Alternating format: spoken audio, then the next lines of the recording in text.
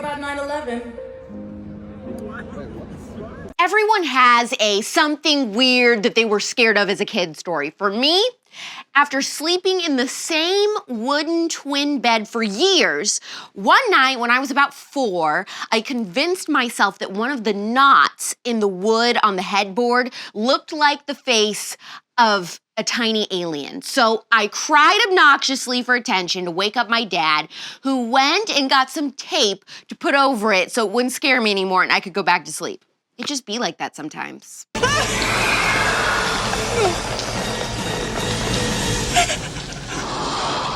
I'm Alex Clark, and this is Poplitics, the first and only daily pop culture show without the leftist propaganda. I ain't too proud to beg, so I am begging you to subscribe to this channel and thumbs up this episode because I work for a nonprofit, and there is not a real marketing budget for my shows. I am solely responsible for growing it myself. Finally, some tea from Chris Harrison about the most dramatic exit in Bachelor history, his own. Ghislaine Maxwell's an absolute kook. Her new persona in jail is the most self-unaware thing I've ever heard of. Anna Kendrick has a super disturbing story about her experience with the fertility industry and a feel-good story with What's Good Wednesday. Come on, Editor Charlie, we're ripping farts and breaking hearts today. We? Who's we? There is no we. Sometimes for fun, I think of a random celebrity and then I try to picture what they would be like in bed or passing gas for no legal reason. And Chris Harrison is one of those people that I just can't picture doing either. He's like a sim. I can only imagine him haunting the grounds of the Bachelor mansion, and if he tries to escape, the game just starts over and he's back in cocktail hour. Ah, it used to be such a good show. Don't let her go. Bring her home. Bring her home to us. Chris Harrison is unemployed and highly likely undershaven and wearing nothing but depression, so he's hiding out and doing a podcast where he's finally releasing his side of the story on his infamous firing. He says he stands by what he said, defending Rachel Kirkconnell on going to that antebellum party in college, but said maybe he should have just said it in a different way. He said that Nick Viall was gunning for his job like a shark in the water. He also lost 20 pounds when he first got fired and lost his purpose too, from the sounds of it. Chris said he actually was hoping that Wells Adams would take over the hosting gig, but Wells didn't want it. And have you seen what's happening now? Ratings, he said, have dropped 50 to 60%. Now I wonder if they ever offered Chris the job back, if he'd take it. I'm blindsided, actually. Now, it shocked me when I first heard this, and I thought, surely ABC would offer Chris Harrison the job back, but no. Instead, they've gone ahead, they've announced the next Bachelorette, and it disturbs me to say it, but it is Ghislaine Maxwell. Unfortunately, they've started filming, and instead of her just being the Bachelorette, she just started, like, finding young women around the community and just locked them up in a basement door of the mansion, but anyway. What? No, here's the song. And a pixie-haired chick who was up to no good started making trouble in the neighborhood. She sold a couple of teens and her mom got scared and said, "You're going to jail to teach etiquette classes and you're going to become an inspiration for women everywhere." According to the Daily Mail, Ghislaine Maxwell is literally teaching etiquette classes to other inmates in prison, where she also preaches about women's empowerment and maintaining high moral standards during weekly sessions in an attempt to rebrand as a female role model. Are we talking about the same person? Yes, the woman who sold minors into a pedophile ring is now an authority on female empowerment. I can only imagine what these talks are like. When the child comes over, tell her she's going to be giving the old man a naked massage, but she'll get to go on a trip with famous people in exchange. She will never feel more empowered as a woman.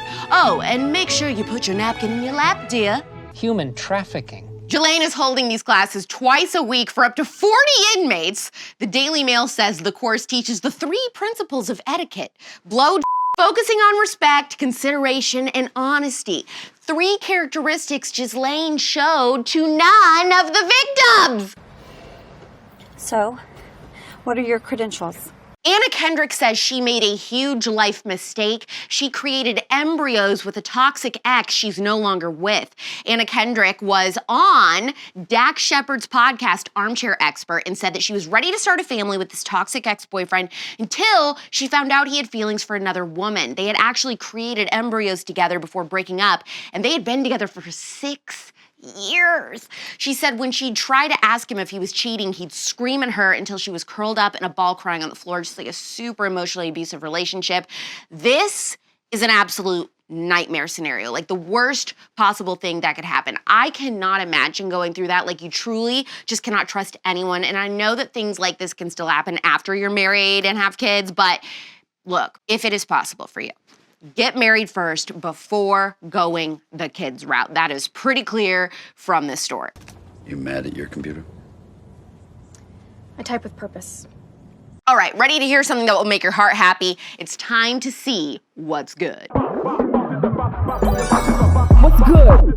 NFL player Damar Hamlin has gone home to Buffalo from the hospital after experiencing sudden cardiac arrest on the field. He tweeted, "Watching the world come together around me on Sunday was truly an amazing feeling. The same love you all have shown me is the same love that I plan to put back into the world and more, bigger than football." Here's Damar on his Ring camera coming home. Brother? Is that my brother?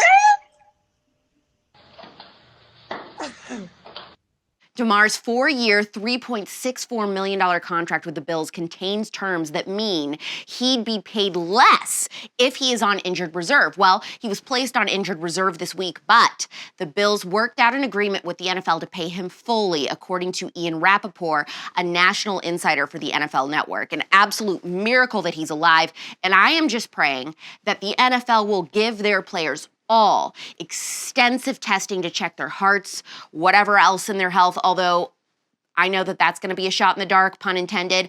I cannot wait to see, though, what Damar does now that he has this second lease on life. Truly awesome. I'll feed him lots of old shrimp and coffee, and it should make him need to puke when the coffee gets riled up. At least I really hope so. All right, man.